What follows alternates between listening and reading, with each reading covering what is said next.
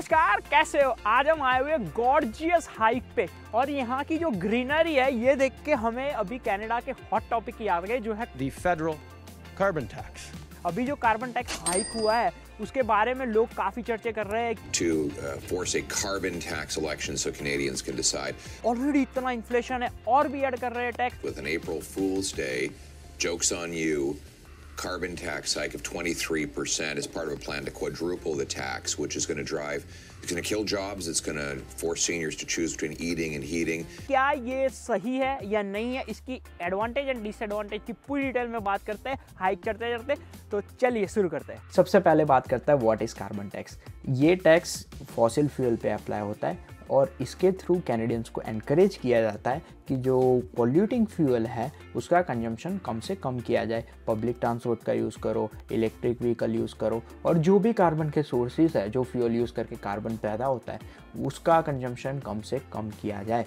इसकी शुरुआत 2019 में हुई थी। इसका $20 पर टन था जब ये इंट्रोड्यूस हुआ और ये स्केड्यूल हुआ है कि $15 एवरी ईयर इंक्रीज़ होगा। एंड अभी इस ईयर 2024 में ये $80 पर टन पहुंच गया है।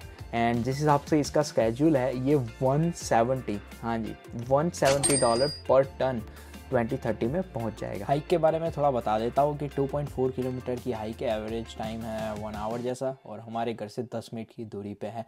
यहाँ पे जो मेन रोड है उसके अंदर ही निकाल दिया है, सीधा कोई वार्ड वगैरह है नहीं। मैं तो यहाँ पहली बार आ रहा हूँ, ऋषभ भाई मुझे यहाँ पे लेके आए, तो चलिए देखते हैं कैसी निकलती है hike.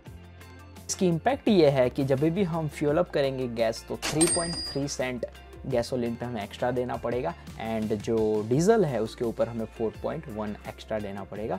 Apart from the vehicle fuel, जो प्रोपेन गैस है, नेचुरल गैस है या फिर जो गैस हम होम हीटिंग में यूज़ करते हैं, ये सभी में प्राइस हाइक आएगी। और आपको पता ही है कि जब फ्यूल में प्राइस हाइक आती है तो जो गुड्स एंड सर्विसेज है इनमें भी हाइक आएगी। लेकिन गवर्नमेंट का ये दावा है कि जो गुड्स एंड सर्विसेज है इस पर कोई हाइक नहीं आएगी। हाँ, इसके बारे में हम डिटेल में बात करते हैं आगे वीडियो में। अगर पूरे वर्ल्ड के CO2 की एमिशन की बात करें तो चाइना अकेले का 30.9% है, उसके बाद US है 13.5%।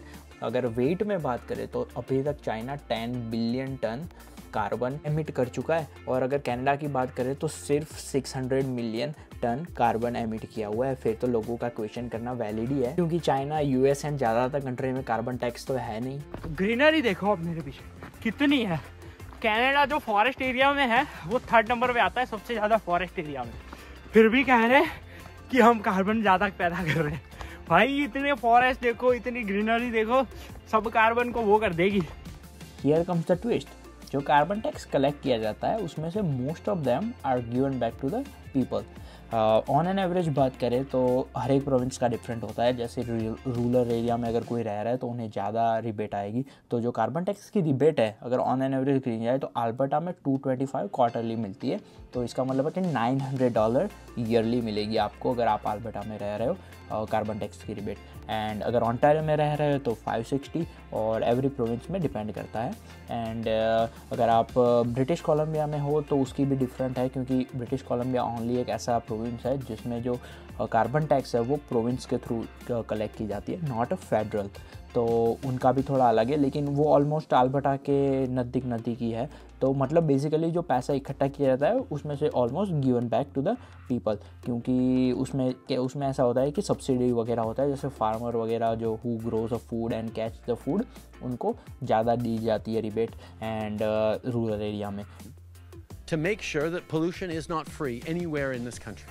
And the way we chose to do it was to collect the price on carbon emissions, including on gas, and giving that money back to Canadian families in such a way that 8 out of 10 families in regions where the federal carbon backstop applies do better with the checks that come in through the Canada Carbon Rebate 4 times a year. Just to be clear, I don't support any political party here, but considering the fact कि ये जो fossil fuel है, coal, oil, gas and everything, वो major contributing factor है global climate change के लिए, क्योंकि जो 90% ऑफ जो कार्बन डाइऑक्साइड का एमिशन है ये इन फॉसिल फ्यूल से होता है। एंड ये जो कार्बन डाइऑक्साइड है वो 75% कंट्रीब्यूटिंग फैक्टर है ग्लोबल ग्रीन हाउस गैस के लिए, जो GHG लेवल होता है। एंड ये जो GHG लेवल है लास्ट 15 ईयर्स में 18% इंक्रीज आया हुआ है क्यों। एंड जो अर्थ है वो warming up faster than ever in the history. Considering this things I think it's pretty good idea, क्योंकि जितना आप कार्बन का एमिशन ज़्यादा करोगे, जितना फॉसिल फ्यूल का यूज़ ज़्यादा करोगे, उतना ही आपको टैक्स ज़्यादा पे करना पड़ेगा। वो सब कलेक्ट होगा एंड वो डिवाइड होगा एंड गिवन बैक इक्वली। तो अगर आप जितना ज़्यादा यूज़ करोगे आपको उतना ज़्यादा पे करना पड़ेगा, लेकिन the rebate you receive is you receive equally. तो मतलब अगर जितना ज़्यादा आपने यूज़ किया उतना ज़्यादा आप पे करोगे।